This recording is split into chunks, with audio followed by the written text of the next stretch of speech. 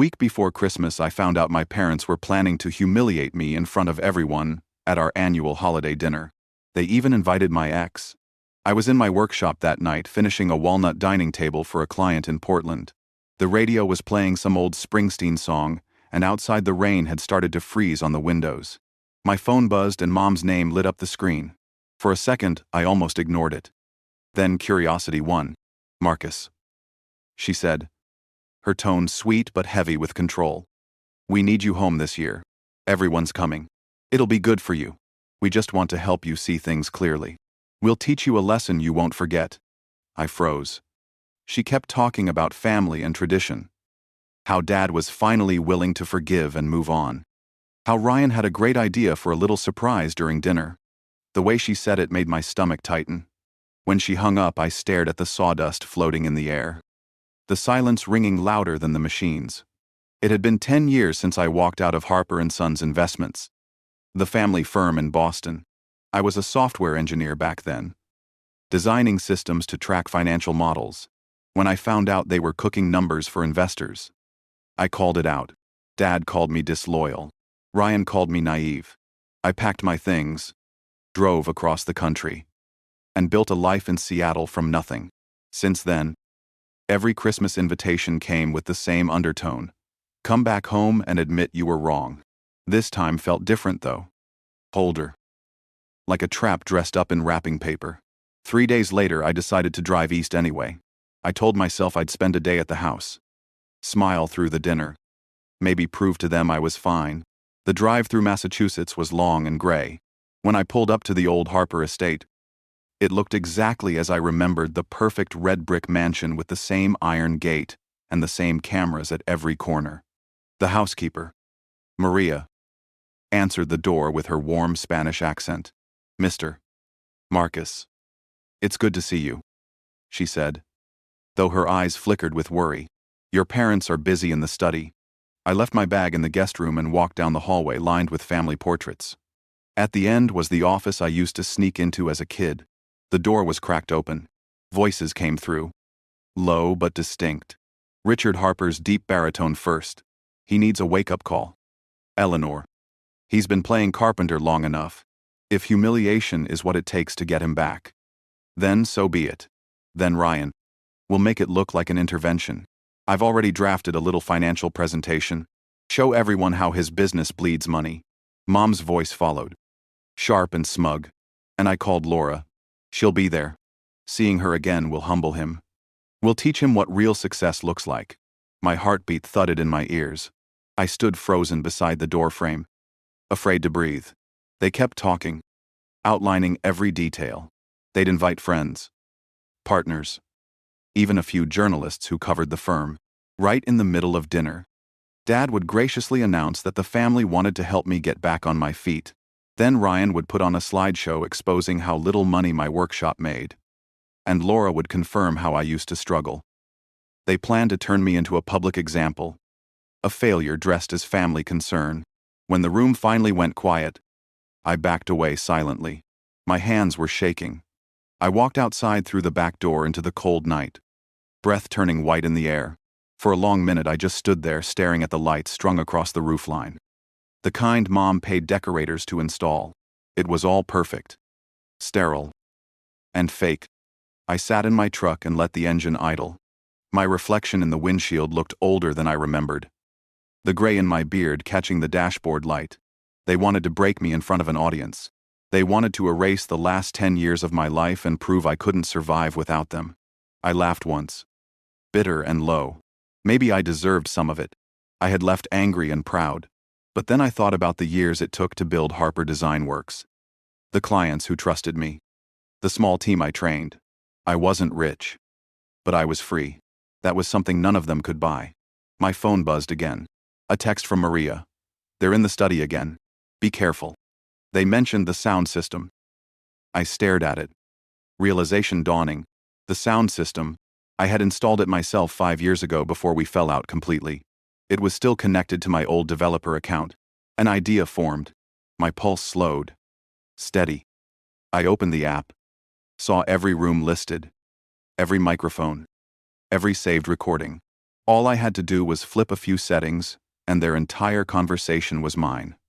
Inside, Mom's laughter echoed faintly through the walls. I recorded everything. When I finally left the house that night, I didn't feel angry anymore, just focused. They wanted a performance. I'd give them one. The cold air bit at my face as I got into the truck. The estate lights glowed behind me. A palace built on pride and deceit. I started the engine, looked back once more at the mansion, where I'd spent half my life trying to earn their approval, and whispered to myself, let the show begin. The drive back to my rented place in Cambridge was silent, except for the hum of the tires on wet pavement. My mind kept replaying every word I had overheard in that study. It was like listening to strangers wearing my family's voices. By the time I parked, the sky had turned a dull gray, and the air smelled like snow.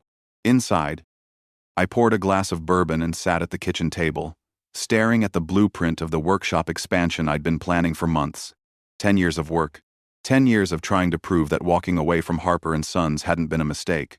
I remembered that night in 2014, when I'd confronted my father about the cooked numbers. How he'd slammed his fist on the conference table and called me reckless. My brother Ryan had stood beside him, calm as a judge, telling me to let it go before I ruined the family. I took a sip and tried to breathe. They hadn't changed. Not one bit. If anything, they'd grown bolder, convinced their money could rewrite the truth. The next morning, the city was covered in a thin layer of snow. I drove across the Charles to meet an old friend who worked in IT security. I needed a clean backup of the recordings before my father's tech team noticed I had access. My friend copied the files to an encrypted drive and handed it over without asking too many questions. I told him it was for a personal matter. He smirked, said something about family always being trouble, and wished me luck. That afternoon, I called Maria to check if anything had changed at the house. Her whisper came through the phone, careful and shaky. Mr. Richard met with Ryan again. They are printing something. Maybe papers for the dinner. And Mrs. Eleanor is talking about your ex. I thanked her quietly and hung up. The mention of Laura hit harder than I expected. I hadn't seen her since the day she walked out of my apartment in Seattle. She had cried, saying she couldn't handle the pressure from my family, that she was tired of being called a distraction. I told her I understood. But I didn't. Not then. I was angry, proud, and broke. Now they were using her as part of their performance. That was a new kind of cruelty. That night I sat by the window with the lights off, looking at the reflection of the city on the glass. My parents had built a kingdom of expectations. Everything was a transaction. Even love. When I was 8, my father told me that success was the only proof of worth. When I was 15, my mother said people respected money, not effort. Every holiday, every family dinner, revolved around who had achieved more. Ryan's promotions, Clara's law degree, and me, the one who could have been great. I thought about the old days in that house, how every smile felt like a performance. Christmas mornings, with matching sweaters and professional photographers. Dad handing out envelopes with stock certificates instead of gifts. Mom pretending the charity galas were about generosity when they were just another form of advertisement. That life was gone for me, and I didn't miss it. But hearing them plot to erase me still hurt. Blood ties are funny that way. You can hate them and still crave their approval. My phone buzzed again. A text from Ryan. Mom says you'll be home for Christmas. We're all looking forward to seeing you. No punctuation. No warmth. Just a statement of control. I stared at it until the screen dimmed, then typed back. Wouldn't miss it. The plan was starting to form. Half instinct, half anger. If they wanted a stage, I'd give them one they'd never forget. 2 days later, I drove back to the estate pretending everything was normal. Maria met me at the door again, her eyes darting around. Your parents are in the study. They have guests. Investors, I asked. She nodded quickly. And your brother. They said you should make yourself comfortable. The house looked even larger than before, polished and soulless. New paintings lined the hallway, all abstract and expensive. The kind of art you bought to show taste, not to feel something. I went upstairs to the room that used to be mine. The door creaked open to reveal a guest setup. Not a trace of my past left, except the faint indentation on the wall where my desk once stood. My childhood trophies. Photos. The model cars I built. All gone. I opened the closet. Empty. Downstairs. I could hear Ryan's voice from the study. Smooth and professional. The company's position is strong, he said. We've stabilized the portfolio and expanded into real estate. The same fake confidence I'd grown up listening to. I stepped back into the hall and met Clara near the staircase. She smiled in that lawyer way. Polite but sharp. Marcus. I heard you're still doing that woodworking thing. How charming. Still, I said. Apparently it pays enough to drive here. She smirked. Well, that's something. Just remember, we all want what's best for you. I almost laughed. Mom appeared then, radiant in her silk blouse, holding a tablet. You made it. Good. The dinner will be lovely this year. Everyone will be there. Even Laura. Her words hung in the air. Deliberate. Laura, I asked. She smiled, pretending surprise. Yes. I invited her. She was such a sweet girl. Maybe seeing her again will remind you of better decisions. I bit the inside of my cheek. That's thoughtful of you. Mom. Your father's very proud that you agreed to come. He's been telling everyone how much you've matured. I nodded slowly, letting her think she'd won. When she left the hallway, I went back to my room and pulled out my laptop. I logged into the house system again. Every microphone and camera was still accessible. They had no idea. I created a backup folder labeled Christmas Playlist. Inside, I saved the recordings I'd gathered and set up a timed playback sequence for the dining room system. For a few minutes, I just stared at the code, the strings of numbers and commands. It felt almost poetic, like rewriting the ending to a story that had been told wrong for too long. Later that night, as the staff moved through the hall, decorating trees, I walked outside to the garden. The air was sharp and clean. The fountain frozen solid. I thought about my grandmother, Margaret, who used to tell me that truth has a way of finding daylight no matter how deep you bury it. She was the only one who ever defended me when I left the firm. I hadn't seen her in years. I hoped she'd come to the dinner. From the window, I saw my parents toasting glasses of wine with Ryan and Clara, laughing. They looked like a perfect portrait of success. For a second, part of me wanted to walk in and forgive everything, pretend it never happened. But that feeling disappeared as quickly as it came. I went back upstairs, opened the envelope I'd found on my desk. Inside was a revised version of the family trust document. My name was missing. My share transferred to Ryan. At the bottom, Dad's neat signature and Mom's elegant initials. No explanation. No mercy. I took a photo and sent it to a contact named Olivia Grant, a lawyer I'd used for contracts. Her reply came a few minutes later. Got it. I'll handle this discreetly. You'll need a copy of the original trust to confirm the violation. I exhaled, feeling a strange calm settle in. They wanted to erase me completely. Perfect. Now I had nothing left to lose. That night, as I lay on the unfamiliar bed, I heard the wind against the windows and the faint sound of footsteps downstairs. The house creaked like an old ship. Somewhere in the dark I could hear Dad's voice again, deep and certain, telling Mom that humiliation was sometimes necessary for growth. I smiled to myself in the dark, thinking of the recordings waiting on that server. Let them keep planning their lesson. Mine was already in motion. Morning light crept through the heavy curtains, cutting across the room in thin stripes. I lay there for a while, listening to the quiet hum of the house, thinking about the conversation I'd overheard the night before. There was a strange peace in knowing exactly what game they were playing.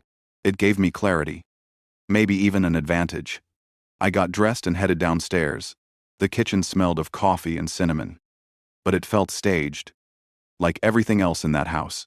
Mom stood near the counter, scrolling through her tablet, while the caterer arranged pastries on silver trays. She looked up and smiled as if nothing in the world could be wrong. Good morning, Marcus. Sleep well. I poured myself coffee and said I slept fine. She tilted her head. We're finalizing the seating chart for dinner. I put you next to Laura. I think you two could use a little catching up. I stirred the coffee slowly, my pulse steady. I didn't take the bait. Sounds good, I said, She looked almost disappointed that I didn't react. After breakfast, I stepped outside and walked the length of the frozen garden. The air was sharp, every breath visible. I took out my phone and called Ethan. He answered on the second ring. "You sound like a man ready for war." I told him everything. The recordings. The plan. Laura. The slideshow they were preparing. "Jesus," he muttered. "They're really doing this to their own son. They think they're saving me." I said, "Or saving their image." He was quiet for a moment. "What do you want to do?" I looked back at the house. Through the window I could see Ryan in the study. His posture stiff. His tie perfect. "I want them to hear themselves." "Ethan. That's all." He understood immediately. "So you want me to help make sure it plays right?" "Exactly. The audio files are clean, but I want them synced through the main system during dinner. You still remember that remote access tool we built years ago?" He laughed softly. "The one that got me banned from the company firewall, yeah. I remember." I sent him the access credentials and the time schedule for the dinner. He promised to test the connection that night. When I hung up, I felt the first real sense of control I'd had in years. Later that afternoon, I drove into town. The streets of Boston were alive with people carrying shopping bags. Carolers on the corners. Lights strung between buildings. It looked like the kind of Christmas you saw in a commercial. Perfectly lit and hollow. I stopped by a small coffee shop near Harvard Square and sat by the window. The door opened. A rush of cold air swept in. And then I saw her. Laura. She hadn't changed much. Maybe a few lines around her eyes. The kind that come from smiling too much or crying too often. She froze when she saw me. Then walked over slowly. "Marcus," she said softly. "I didn't know you were back." I nodded. "Boston's hard to quit." She sat down across from me. Hands clasped around her cup like she needed something to hold on to. "Your mother called me," she said after a moment. "She told me you'd be at the dinner." I bet she did. "She said it was a family reconciliation thing. That you needed support." I looked at her, trying to decide if she was lying to herself or just didn't know the truth. "Did she tell you you're part of the show?" Her eyebrows knit together. "What do you mean?" "They plan to humiliate me in front of everyone." I said quietly. "They're calling it an intervention. You're supposed to help make me see how much I've lost since leaving the family business." Her face went pale. "No. That can't be right." She said she wanted to make peace. "That's not peace. Laura. That's a performance." She looked away, blinking hard. "I wouldn't have agreed to come if I'd known." "I know," I said. "And that's why I'm asking you to go anyway." She frowned, confused. "Just trust me. You don't have to do anything. Just be there. Watch." "Marcus, what are you planning?" "Nothing illegal," I said. "Just the truth." She hesitated, then nodded slowly. For a moment, we just sat there, the noise of the cafe fading behind us. "When we broke up," she said softly, "I told myself you'd turn bitter, that you'd hate them forever." I smiled a little.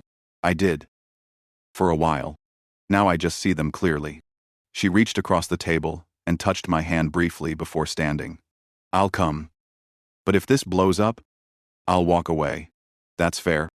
After she left, I sat there staring at my reflection in the window. It felt strange seeing her again. Like looking into a part of my past I'd already buried. That evening, I returned to the estate. Maria met me near the back hallway and handed me a small envelope. Inside was a flash drive.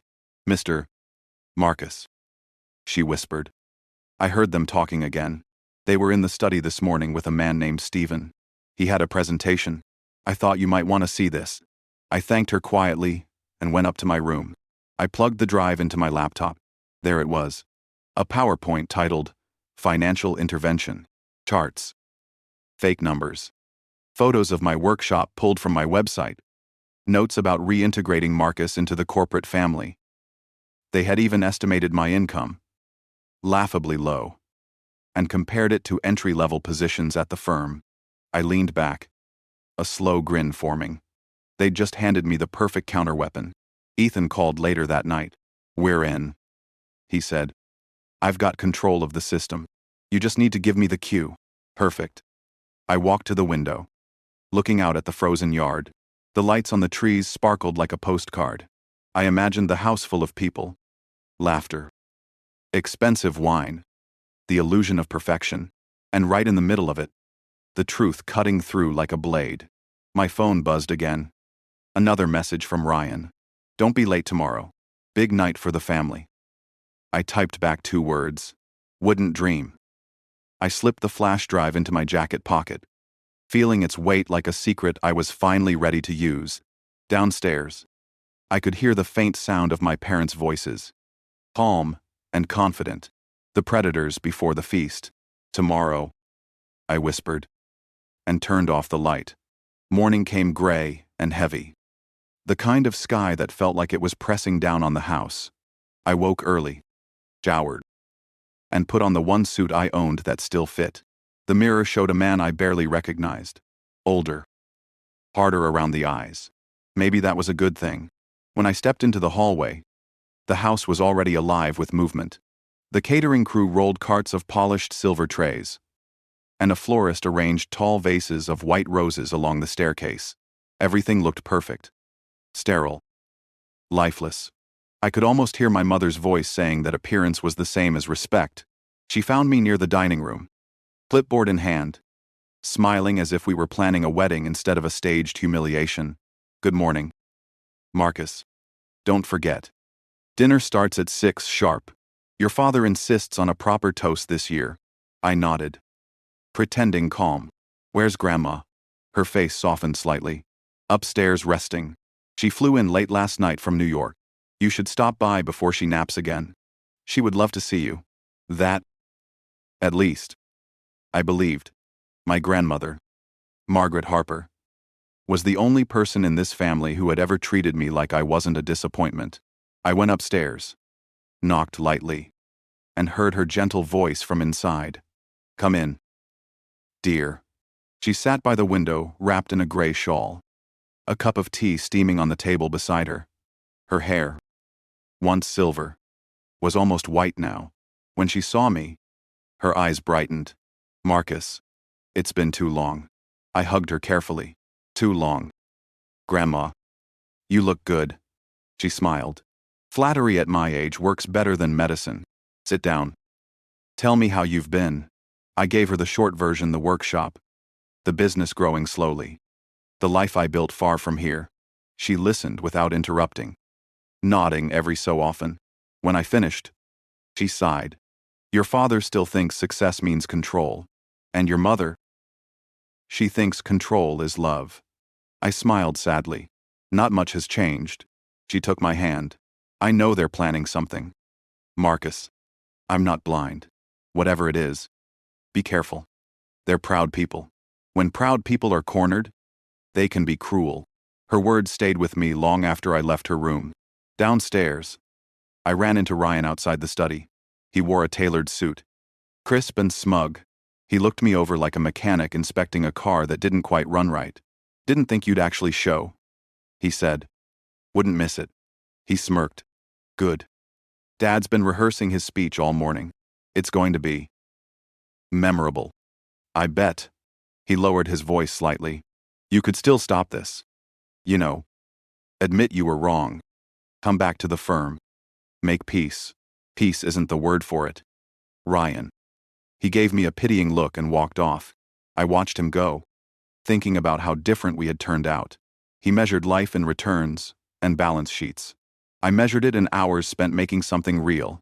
We'd never understand each other. In the afternoon, the sky opened and light snow began to fall. From the upstairs window, I watched workers set up outdoor heaters and line the walkway with lanterns. The whole thing looked like a magazine spread. Inside, my mother rehearsed instructions with the staff.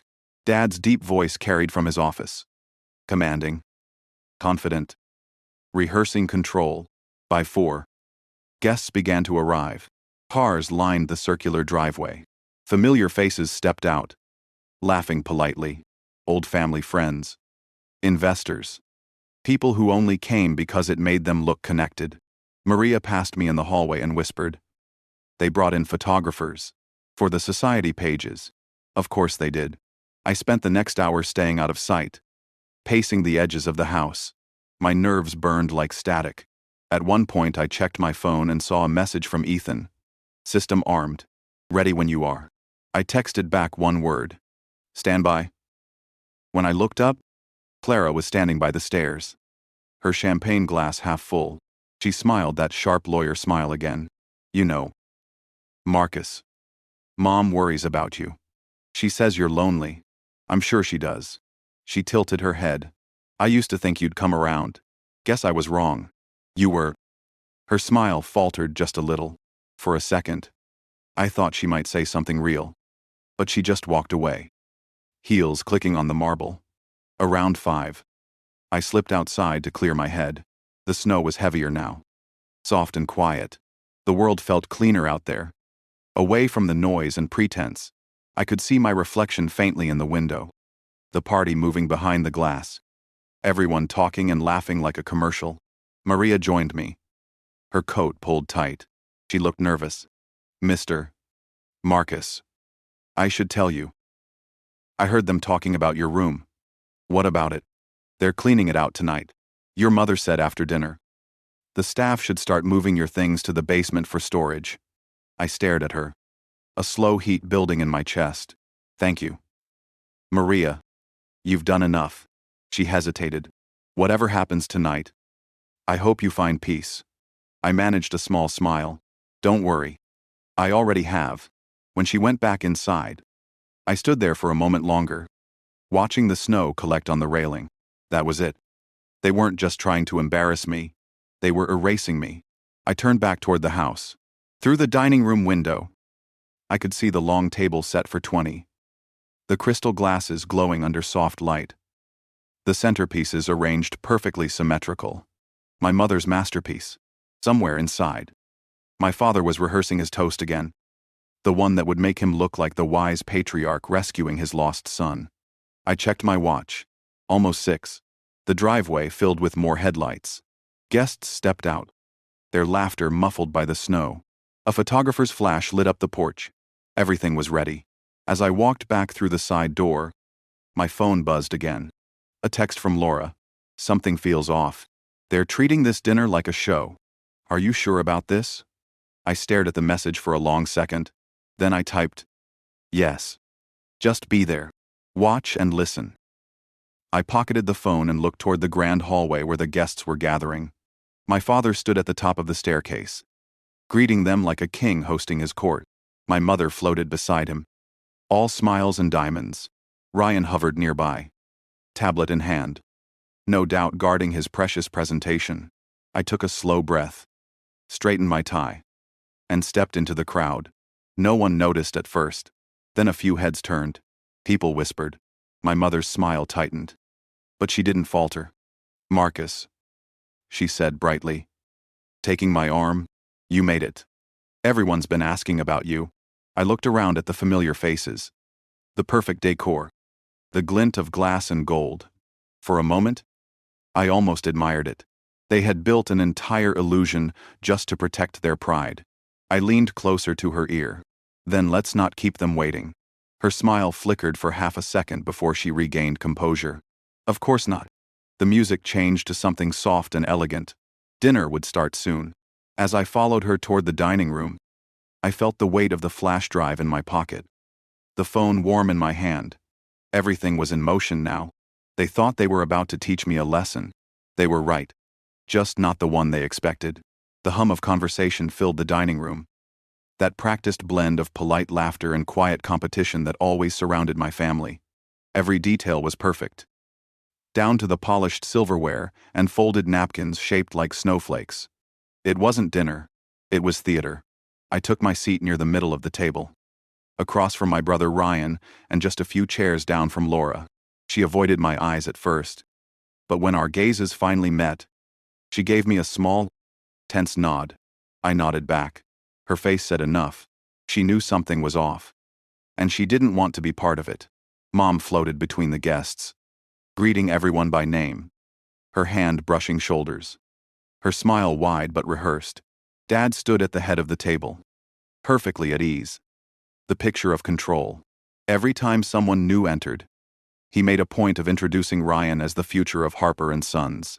I was introduced, when necessary, as our creative son from Seattle, said with that half laugh that let everyone know I hadn't lived up to expectations. The first course came and went. Lobster bisque. Then the main course. A perfect roast. Barely warm by the time anyone touched it. I barely ate. My mind was too loud. I glanced down at my phone under the table. Ethan's message flashed across the screen. Connection steady. Ready when you are. I typed back a single word. Wait. I needed the right moment. Ryan clinked his glass, signaling attention. The room quieted. He stood, clearing his throat. Before dessert, we'd like to say a few words. Here it comes. Dad rose beside him, smiling that politician's smile he'd perfected over 40 years in business. Friends. Family. Thank you for joining us tonight. This holiday is special. It's a time for reflection and forgiveness. A time for family to come together. He looked right at me. And for some of us, it's a chance to find our way back home. A polite murmur ran through the room. I kept my face neutral, heart beating steady. Ryan stepped forward. My brother Marcus has always had a creative spirit. Some of you may know he left the firm a while back to pursue other interests. We're proud of him for following his passion, but we also worry. I could feel 20 pairs of eyes turning toward me. He clicked his remote, and the wall screen behind them came to life. A slide appeared. Financial overview, Harper Design Works. My mother's lips curved slightly. The smallest flicker of victory. Ryan continued, voice smooth and sympathetic. We had an independent advisor look into Marcus's business. As you can see, small artisan ventures can be unstable. We simply want to make sure our brother is secure. Family takes care of its own. Another click. A slide showing income estimates. Laughably wrong. Popped up. Then a photo of my workshop, pulled straight from my website. The caption underneath read, potential for future growth with proper guidance. A few guests shifted uncomfortably. Others avoided looking at me altogether. My father added, we've all made mistakes in youth. The important thing is learning from them. Marcus, we're offering you a position at the firm. One suited to your skills. Marketing. Maybe. You can come home. The words landed like a slap. I felt my jaw tighten. Every instinct screamed to stand, to shout, to tell them what I thought of their concern. But I waited. Let them finish the show. Mom clasped her hands. It's not about shame, dear. It's love. We want what's best for you. Love. That word from her mouth felt poisonous. Then, as planned, she turned to Laura. Laura. Sweetheart. You've known Marcus better than most. Maybe you can tell us what you think. Laura froze. Her hand trembled around her wine glass. I saw panic flash in her eyes. Eleanor, she said quietly, I don't think that's appropriate. Mom's smile tightened. Oh. Nonsense.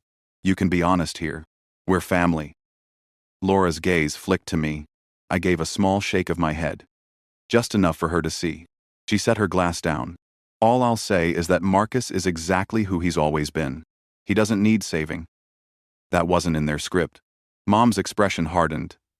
Well, she said, forcing a laugh. Some people can't recognize a cry for help when they see it. Dad raised his glass. To family. To lessons learned. That was my cue. I pulled my phone from my pocket, opened the app Ethan had built, and tapped play. At first, it was faint. A crackle through the speakers. Then the voices filled the room, clear as crystal.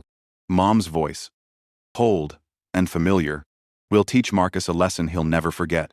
We'll do it publicly. With grace. Ryan's. We'll make it look like an intervention. I already have a presentation ready. Dad's. If he resists, we'll cut him off completely. It's the only way he'll understand. Gasps rippled through the table. Forks clattered. Someone dropped a glass. The room went dead silent, except for the sound of their recorded laughter. Echoing through the dining room, I stood slowly, feeling every eye on me. This, I said quietly, is what love sounds like in my family. My mother's face had drained of color. "Turn that off right now." "Why?" I said. "You said you wanted everyone to hear the truth." Dad's composure cracked. "Marcus, you don't understand." "No. I understand perfectly. I just finally let everyone else understand too." For a moment, no one moved. Then whispers began. Guests leaned toward one another, exchanging looks. The illusion was breaking apart right in front of them.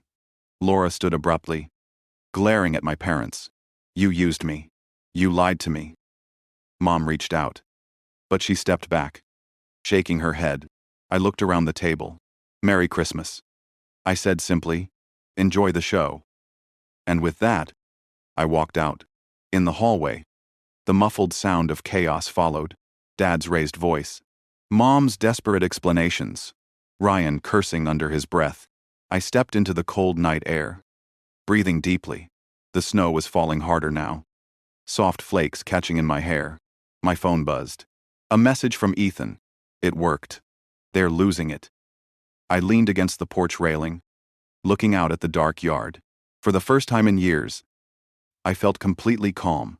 Behind me, the doors opened and footsteps approached. It was Laura. She looked shaken, her cheeks flushed from anger. "They were going to destroy you," she said quietly. "They tried," I answered. "Didn't work." She nodded slowly. "What now?" I smiled faintly. "Now I see what happens when truth walks into a room full of liars." We stood there in silence for a while, watching the snow pile up on the driveway.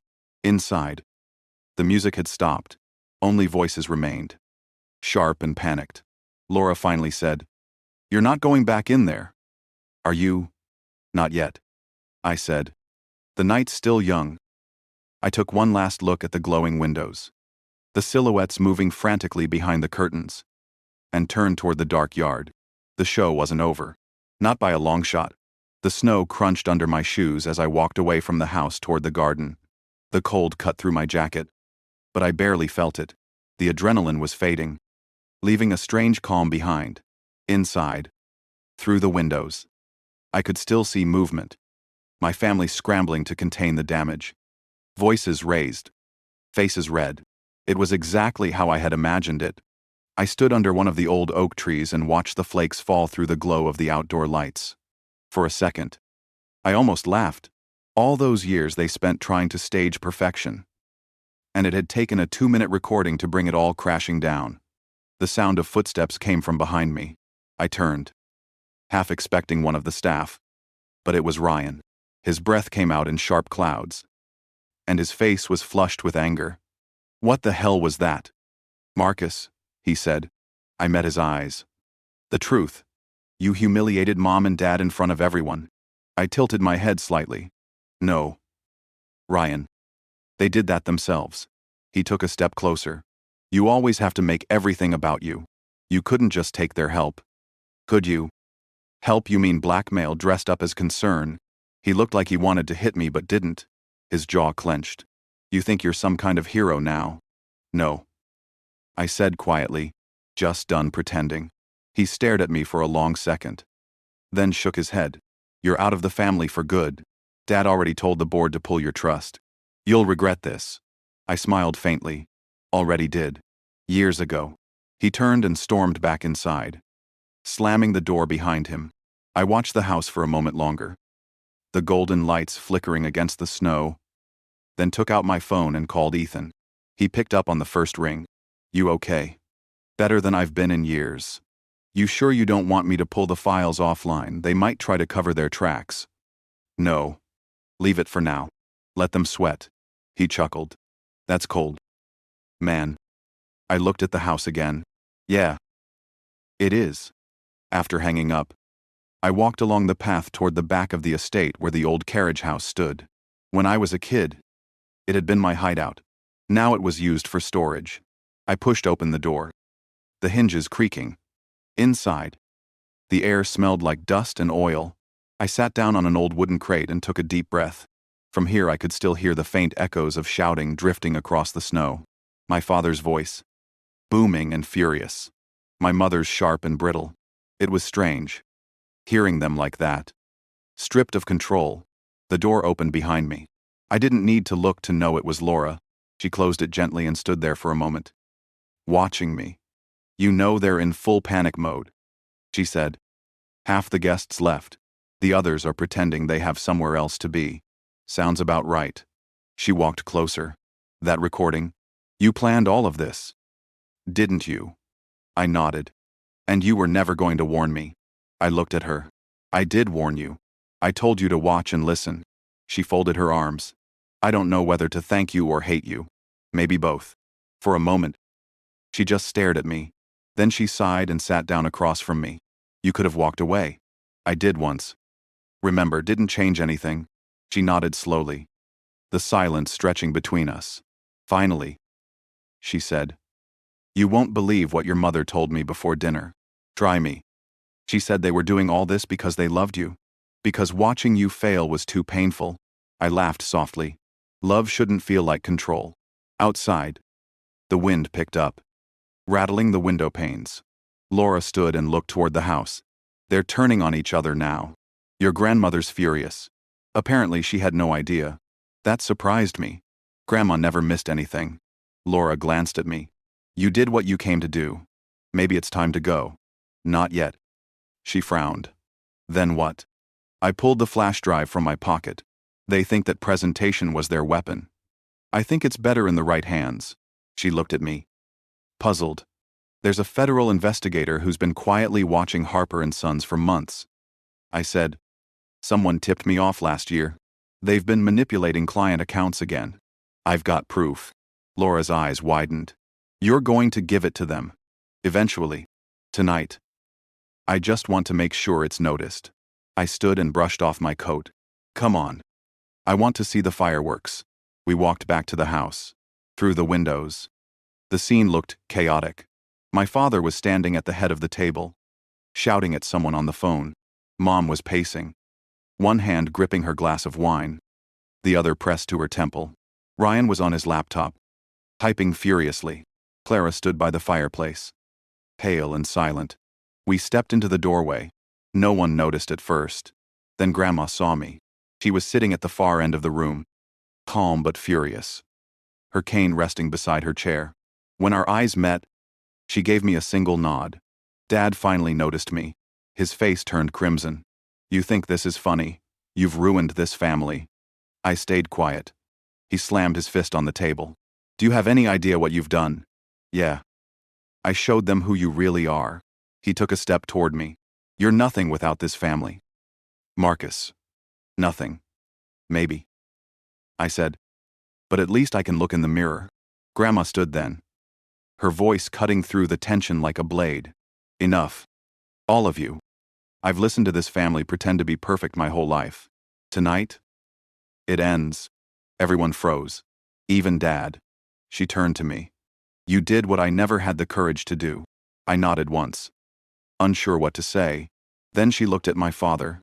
"Richard, you've brought shame to this family long before tonight. Maybe now you'll face it." He opened his mouth to speak, but she raised her hand. Not another word. For the first time in my life, I saw him silent. Laura touched my arm. "Let's go." I hesitated. My grandmother met my eyes again, and there was something like pride there. "Go," she said softly. "I'll handle what's left." I turned and followed Laura out into the cold. The air hit me like a wall, sharp and clean. Behind us, the lights of the house flickered as the chaos continued inside. Laura stopped at the edge of the driveway. "So that's it. Almost." I said, "There's one more step." She frowned. "You're scaring me a little." "Don't be. No one's getting hurt. They just need to learn what happens when you live off lies." We stood there for a while, watching the snow fall heavier, muffling the sound from the house. The cold bit into my fingers. But I didn't move. Finally, I said quietly, "Tomorrow morning, they'll wake up to more than gossip." Laura looked at me. "What do you mean?" I met her eyes. "I sent a copy of those files to someone who knows exactly what to do with them." Her expression changed. A mix of fear and understanding. "It's not revenge," I said. "It's justice." The wind blew harder, carrying the faint echo of voices from inside. She didn't reply. just reached out and touched my arm lightly before walking toward her car. I stayed where I was, the snow piling on my shoulders, watching the lights fade one by one inside the house. It was finally quiet. The next morning, the world was white and silent. Snow had kept falling through the night, blanketing everything in a calm that didn't belong to the house I'd left behind. I sat in my truck on the edge of the property line, coffee steaming in the cup holder, watching the sunrise turn the snow into gold. My phone buzzed once. A notification from the encrypted email account I'd used. The message was short. Files received. Investigation initiated. I took a deep breath and leaned back in the seat. It was done. The weight I'd carried for years had finally lifted. But in its place was something heavier. Getter. The kind of silence that follows after you drop a bomb and wait to see what's left standing. By mid-morning, I drove back into town. The roads were icy, the tires humming over the frozen asphalt. At a small diner off Main Street, I parked and went inside. The warmth hit me instantly, the smell of bacon and coffee filling the air. I sat at the counter, ordered eggs and toast, and tried to look like any other man having breakfast after a long night. Halfway through my meal, my phone rang. Unknown number. I let it go to voicemail. But a few seconds later, another call came through. Same number. I picked up. Marcus Harper. The voice was clipped. Professional. This is Special Agent Donovan with the Department of Financial Crimes. We received some files this morning regarding Harper & Sons investments. I wanted to confirm the source. My pulse steadied. I knew this moment would come. Yes. I said. I sent them. The data is accurate. I have backups and proof of authenticity if you need it. We will. He said. We'll be in touch soon. Thank you for coming forward. He hung up. No warmth. No judgment. Just procedure. But that was enough. Outside, the snow had turned to slush. Cars passed slowly, their tires hissing through puddles. I paid the bill, left a big tip, and stepped back into the cold. By the time I got back to my apartment in Cambridge, my phone had already blown up with missed calls and texts. Some from unknown numbers, some from my sister Clara, a few from Ryan. I didn't open any of them. I poured myself a drink instead and sat by the window, watching the city thaw. Around noon, there was a knock at the door. I hesitated before opening it, half expecting a cop or a lawyer. Instead, it was Grandma. She stood there in her heavy coat, cane in hand, eyes sharp as ever. You're not easy to find, she said. I stepped aside. You didn't have to come all this way. She smiled faintly. You didn't think I'd let the rest of them tell the story first, did you? We sat by the window. I made tea, though she didn't touch it. She looked around the small apartment, her eyes lingering on the tools and sketches covering the table. This, she said softly, feels real. It is. She nodded. Your father doesn't see that yet, but he will. The investigators came this morning. They served warrants at the firm. It was quite the spectacle. I tried not to smile, but I couldn't help it. She chuckled. Don't gloat too much. It doesn't suit you. I know. She set her cane aside. Ryan called me in a panic. He blames you for everything. Your mother's pretending to be ill again, though I suspect it's mostly embarrassment. And Dad. Silent. The board's already meeting without him. There's talk of removing his authority. I leaned back, the words sinking in slowly. Grandma studied me for a while. You did what had to be done, she said. But it came with a price. You understand that, don't you? I nodded. I lost my family. No, she said. You lost the illusion of one. There's a difference. Her words hit harder than I expected. She reached into her purse and pulled out a small box wrapped in tissue paper. I made this for you years ago. Your mother didn't want me to give it then. She said it would encourage bad decisions. Inside was a gold pendant shaped like a compass. On the back, it read, Find your true north. I looked up at her. You always knew, didn't you? She smiled. Mothers protect. Grandmothers prepare. For the first time in a long while, I laughed. She stood slowly, bracing herself on the cane. I won't tell you to forgive them. That's your choice. But don't let this victory turn you bitter. Bitterness is just another kind of leash. I walked her to the door. Outside, the snow had begun again. Gentle this time. She turned before getting into the car. You may have torn down their house of lies, Marcus, but don't forget to build something better in its place. After she left, the apartment felt both smaller and lighter. I spent the rest of the afternoon cleaning, sorting papers, and clearing my work table. The world outside was moving fast now. News outlets had picked up the story by evening. Harper and Sons under federal investigation. Photos of my father in a tailored coat, shielding his face from reporters. My mother trailing behind him, expression tight. Ryan nowhere in sight. I didn't celebrate. I didn't need to. Instead, I sat at my desk and worked. Metal, fire, and patience. That was my language. The noise of the world faded as I shaped silver into something new. Something clean. Around dusk, my phone buzzed again. This time it was Laura. I almost didn't answer. But curiosity won. She sounded tired. I just saw the news. It's all over the networks. I know. They're saying your dad might face charges. He should, I said quietly. She hesitated. You okay? Better than I thought I'd be. There was a long pause. I wanted to ask what that night had done to her. Whether she'd forgiven me for dragging her into it. But the words stuck. She finally said, You did what none of us ever could. You faced them. I wanted to tell her it didn't feel like courage. Just inevitability. But I let it go. Thanks, I said. We talked for a few more minutes. Mostly about nothing. When she hung up, I sat there staring at my hands. Calloused and scarred. The hands of a man who'd built something real, even when everything around him was fake. Outside, the city lights flickered against the falling snow. Inside, the last ember in the forge glowed faintly. For the first time, I realized I wasn't angry anymore. Just tired. But free. A few weeks passed before the noise settled. The headlines shifted from outrage to analysis. From corporate scandal rocks Boston finance to inside the fall of Harper and Sons. My father's face disappeared from the papers after the first week.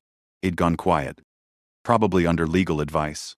The firm's board had removed him. And Ryan had resigned before they could fire him. My mother, according to one gossip column, was spending time at a wellness retreat in Vermont. That sounded like her version of exile. Life in Cambridge returned to something resembling normal. Orders for my designs doubled after the news broke. Some customers admitted they'd read about my last name and wanted to support the rebel son. I didn't care about the attention. But the extra work helped keep my mind busy. One night in late January, I was in my studio working on a new collection when there was another knock on my door. I wiped my hands on a rag, half expecting Ethan or maybe a delivery. It was Ryan. He looked rough. The perfect hair was gone, replaced with a grown-out mess. His coat was wrinkled. His eyes tired. Can I come in? He asked.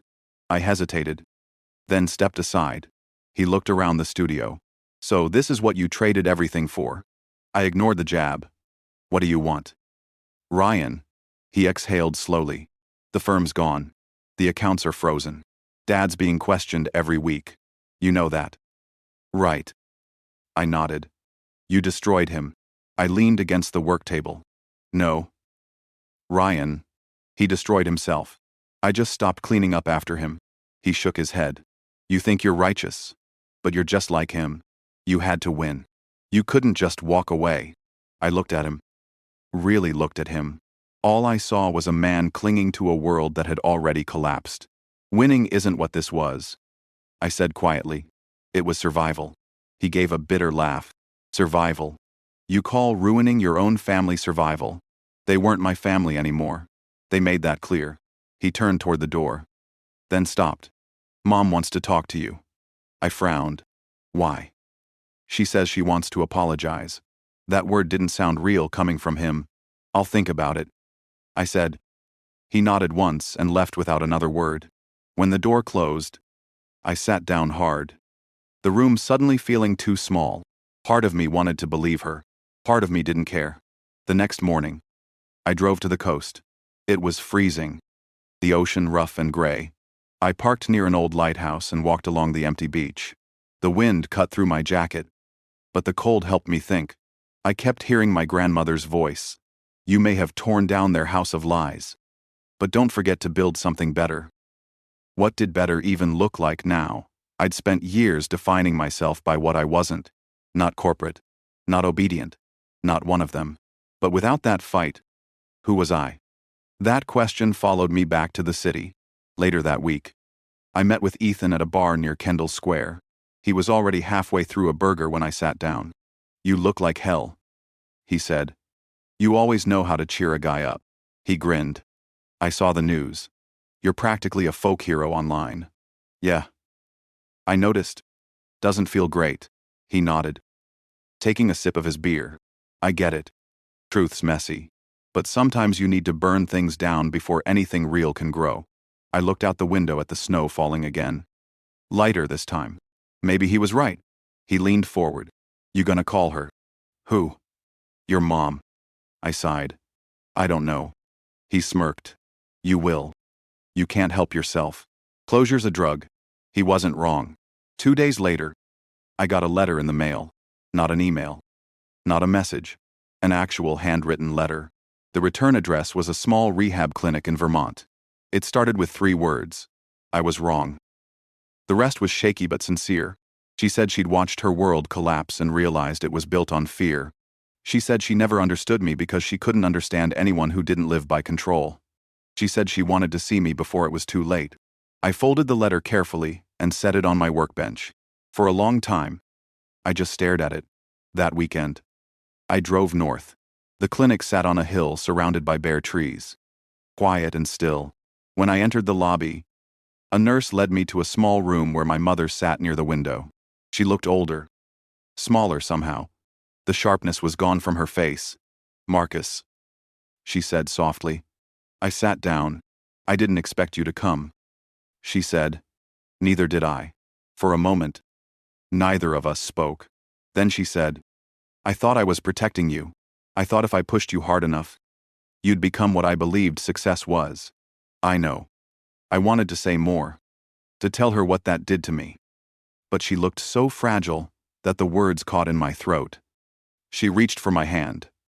Hesitated. Then stopped. I don't expect forgiveness, but I want you to know. I'm proud of you. That hit harder than I expected. We sat there for a while, just listening to the wind outside. Eventually, the nurse came back to tell me visiting hours were over. As I stood, she said, You look like him when you're angry, but you have my heart. Don't let it harden. I nodded. I'll try. Driving back, I realized I didn't feel angry anymore. Not at her. Not even at him. The past had burned itself out. And all that was left was ash and space. When I got home that night, I opened the windows, let the cold air rush in, and turned on the lights in the workshop. There was a half-finished piece waiting on the table. A pendant in the shape of a compass. Much like the one Grandma had given me. I picked it up, feeling the weight of it in my hand. Maybe this was what rebuilding looked like. Not forgiveness. Not forgetting. But choosing to keep creating anyway. I worked until the early morning light began to creep across the floor. By spring, the snow had melted. And with it, the last of the noise surrounding the Harper name. The firm was gone. My father had settled into a quiet legal battle with the government. His empire stripped to its bones. My mother stayed at the clinic, sending me letters every few weeks. They were shorter now. Softer. Ryan moved to Chicago. Started consulting for a small firm no one had heard of. Clara went silent altogether. Maybe that was for the best. My life had become simple. Work. Coffee. Sleep. Repeat. The studio had grown into something bigger than I imagined. Orders kept coming. And with Ethan's help, I expanded to a new space near the river. Every day. Sunlight poured through wide windows, catching the sparks as I shaped metal. It was quiet work. Honest work. The kind that left your hands raw and your head clear. Sometimes I still thought about that night. The look on my father's face when he realized he had lost control. The sound of my mother's voice breaking for the first time in my life. I didn't feel guilt anymore. Just distance. Like it had all happened to someone else. One morning in late April, I got an invitation in the mail. My grandmother's handwriting.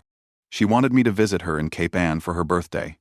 The note ended with a line that read, "It's time for peace. Marcus, bring it with you." A week later, I drove up the coast. The ocean stretched out beside the highway, calm and blue under the spring sun. Her house sat on a cliff overlooking the water, just as I remembered it from childhood. When she opened the door, she was smiling before I even said a word. "You look alive," she said. I laughed. "I feel it." Inside, the house smelled like salt and tea. She led me to the porch where a small table was set with lunch. The sea breeze carried the sound of gulls and the faint crash of waves below. We ate quietly for a while before she spoke. "I heard from your mother. She says you visited." I nodded. "That was kind of you." Not everyone finds compassion after war. It wasn't compassion. It was closure. She smiled knowingly. Closure is just compassion you haven't accepted yet. I didn't argue. She poured me more tea. I still had so many questions for her, but none that needed answers. "When I was a boy," she said, "I used to believe the strongest people were the ones who built empires. Now I think they're the ones who survive them." I looked out over the water. The wind shifted, carrying the smell of salt and pine. "Do you think they'll ever change?" I asked. She sighed. "Maybe. Maybe not. But you did. That's what matters." After lunch, we walked down the path to the cliff's edge. The tide was rolling in, sunlight glinting off the waves. She stopped and looked out at the horizon. "You can forgive someone without letting them back into your life," she said softly. "Just make sure you don't let the past take more than it already has." When I drove back that evening, the sky was streaked in gold and violet. For the first time in years, I didn't feel like I was running from anything. In the weeks that followed, life moved on quietly. The investigation into my father's firm ended in a settlement. He avoided prison but lost everything else. A news report mentioned he'd moved to Florida. My mother was still in Vermont, volunteering part-time at the same clinic that treated her. Ryan sent me a brief message in early June. "I get it now," was all it said. I never replied. But I kept the text. One evening, while cleaning the workshop, I found the old compass pendant Grandma had given me. The one engraved with, "Find your true north." I held it in my hand, the metal warm from my touch. Maybe this was what she meant. Not direction, alignment. That night, I hosted a small gathering at the studio. Ethan, a few friends, even Laura came. She'd started working with a nonprofit in Providence, helping small artisans market their work. We talked about business, about the future, about nothing important and everything that mattered. At one point, she pulled me aside, holding a glass of wine. "You seem lighter," she said. I smiled. "Guess I finally stopped fighting ghosts." She looked at me for a moment. "You ever think about what's next?" "All the time. But for once, it doesn't scare me." Later, after everyone left, I stood by the open window. The city was quiet, the river reflecting the streetlights. I could hear the hum of traffic in the distance, steady and alive. I thought about the boy I used to be, the one who tried so hard to fit into a world that would never make room for him. I thought about the man who finally stopped asking for permission to exist. The past had burned down everything I thought I needed. What was left was mine. Before going to bed, I placed the compass on my desk beside a small photo of my grandmother. She was laughing in the picture, her eyes bright. The ocean behind her. I whispered a quiet thank you and turned off the light. If there's one thing I've learned, it's that revenge only feels like victory for a moment. What lasts is what you build after the fire. So, if you've ever been made to feel small, if you've ever been told you weren't enough, remember this. You don't need their approval to rebuild. You just need your own truth, and the courage to stand in it. And if you've stayed with me through this story, maybe it's because you've got a little of that fight in you too. Stick around. I've got more to tell.